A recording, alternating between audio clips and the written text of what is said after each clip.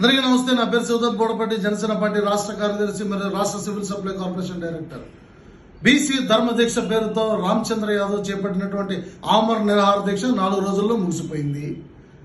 ఆ దీక్ష చేపట్టినప్పుడు మాట్లాడడానికి విచ్చేసిన అంబరపేట శ్రీనివాస్ యాదవ్ నోరు అదుపులో పెట్టుకుని మాట్లాడకుండా ఇష్టానుసారంగా మాట్లాడావు. నీకన్నా మూల సంఖ్య ఉందా శ్రీనివాస్ యాదవ్?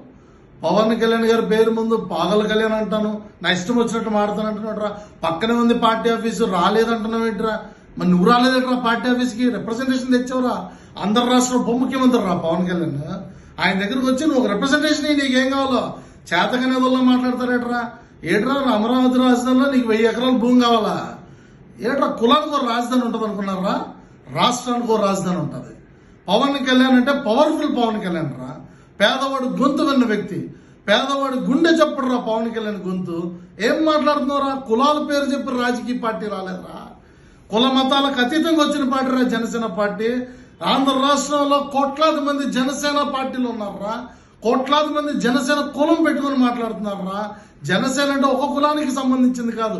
జనసేనే ఒక కులం మాకు, జనసేనే ఒక మతం మాకు.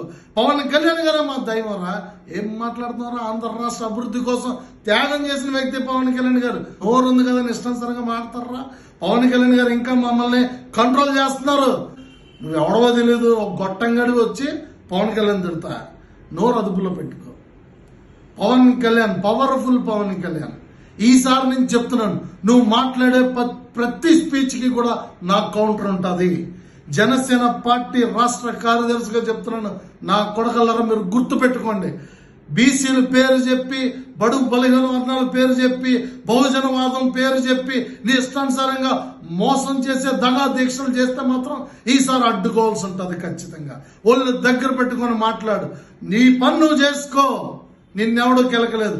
మమ్మల్ని కెలికి అనవసరంగా నీకు చెడ్డ పేరు తెచ్చుకోకు. నోరు అదుపులో పెట్టుకోవాలని చెప్పి హెచ్చరిక జారీ చేస్తున్నాను. శ్రీనివాస్ యాదవ్, అంబరపేట శ్రీనివాస్ యాదవ్, అడుక్కు తినే యాదవ్లా మాట్లాడకు. ఒళ్ళు దగ్గర పెట్టుకొని మాట్లాడు. జై జనసేన.